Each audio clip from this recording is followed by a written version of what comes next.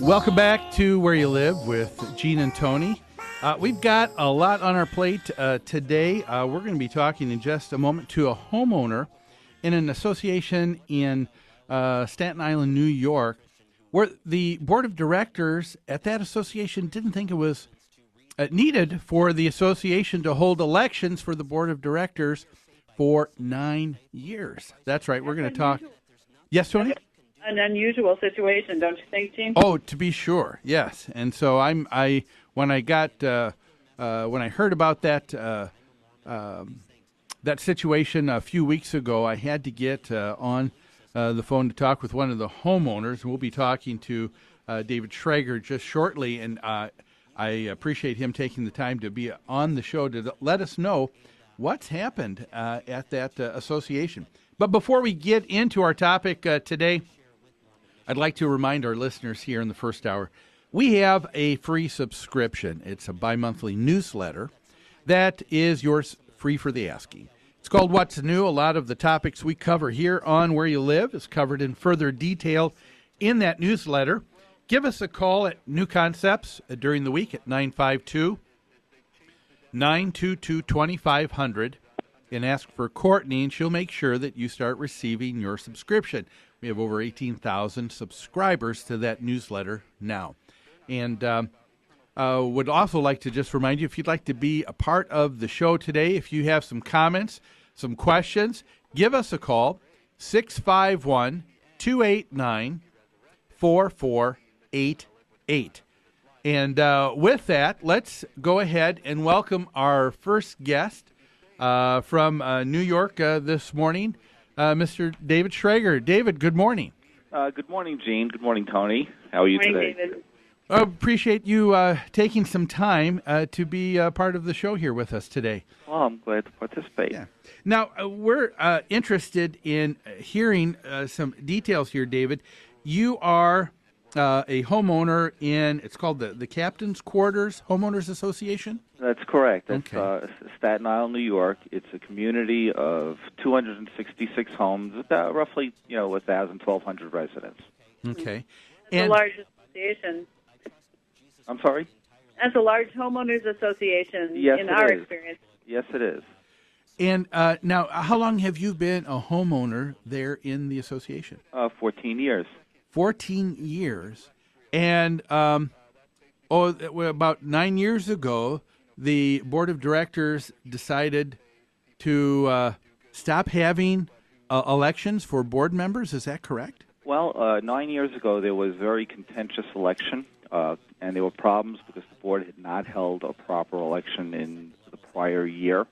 There was no notice given, and some people actually brought suit, and an election was scheduled, and similar things happened back in 2001 that happened now in 2010. At the time of the election, there were 4 board members, and according to the bylaws, there should be 7. Mm-hmm. And 7 people were running for the board, not board members, and the board then stacked the board by appointing 3 new members, so they would have a full slate of 7. Okay.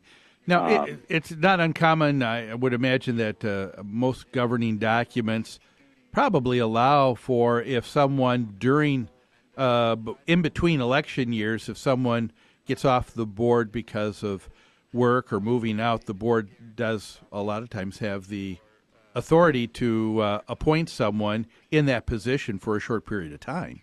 Right. We're governed by our bylaws, and I was listening a little bit earlier to your show, and I think one of the most important things is people are not aware of their prospectus, their bylaws, their declarations.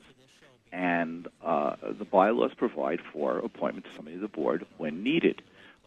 In this case, I don't see why it was needed. It was right before the election. Yeah. There was also one other appointment back in 2005. Somebody was appointed to the board. Obviously, they thought they needed somebody then, and that person has been sitting there on appointment until now when they were reelected. So, in other words, then that's what was kind of the MO of the board then. If a position opened up, the board simply elected or appointed someone, and even in many cases right before a board an annual meeting, and felt that an election then wasn't necessary.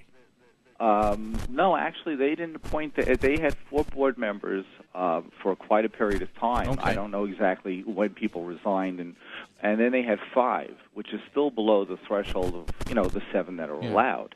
Yeah. So they didn't even keep a full board. Now, did the association hold annual meetings, but just didn't bother to have elections, or were annual meetings kind of brushed off to the side as well? This board did not hold annual meetings, and they're supposed to hold monthly meetings, which are supposed to be open monthly meetings, and the meetings were not open. They would only talk one-on-one to the homeowner. It was a very intimidating process, and many of the homeowners in the community were intimidated until now. I think we have a different attitude going on. That's a very typical requirement in the bylaws is they require a monthly board meeting and an annual meeting of all the homeowners. And is that what you're saying your bylaws require, David? Yes, that's correct. Our president addressed that issue in August when we actually had an adjournment of the election. The election was originally scheduled for August 17th, and I had helped get enough people together in a petition to have that meeting adjourned to October 19th. Okay. For the purpose of having candidates other than the board run, and also because the board prepared a proxy saying you can only vote for 5 people. Okay. Which were the 5 people that were on their proxy that they sent around. Yeah. And when they realized, that's why when they realized that, you can have 7 people, they appointed 2 more people to the board.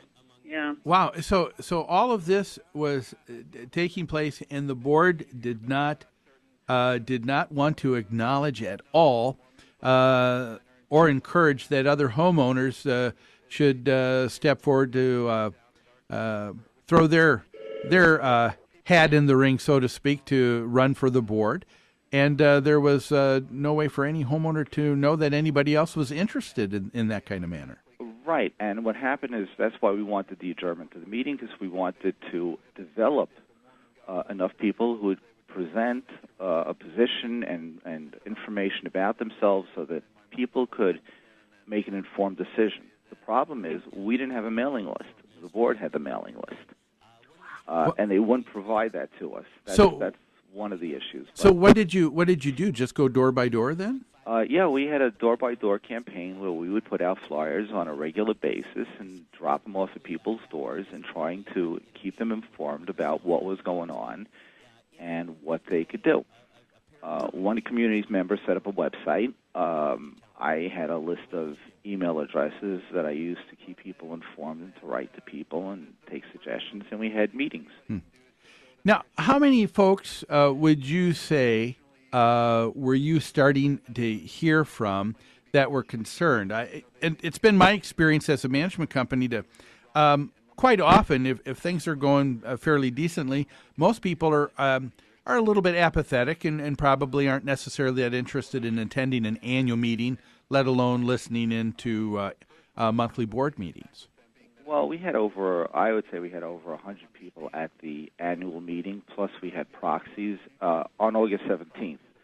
And we had a motion. I apologize about the occasional rain. Oh, that's fine. We had a proxy to adjourn that meeting to October 19th. And I would say we had a substantial number of proxies, probably in the neighborhood of, between votes and proxies, about 140, which would be a majority of the community. Yeah. Yeah. I have a question. So for 9 years, no annual meeting of the homeowners was held.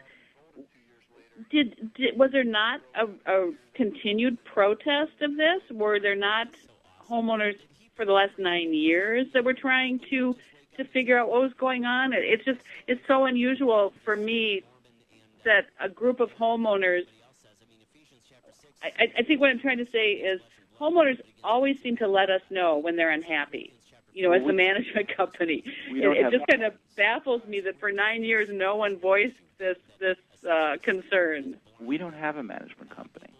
Oh, you're self-managed. We're self-managed, Okay. and that's Oh, my part of the gosh. problem. Part of the problem that we've been having with our board is that for 9 years there's been no bidding on contracts, and there's no enforcement of the contracts.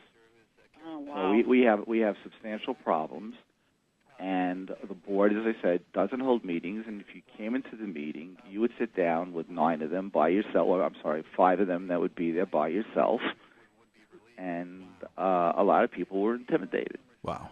Yeah, I can see that. And the last election in 2001 was run in a manner similar to this election, where the deck was stacked. And after the election was done, you couldn't see the proxies or the votes or anything else. It disappeared. Well, David, we want to hear more about what happened when the election, the annual meeting finally took place. We need to take another break, though, right now. Folks, one of the things that is amazing and thing that we've always appreciated in the United States is that after one election to another, there's always been a peaceful transfer of power from one election to the other.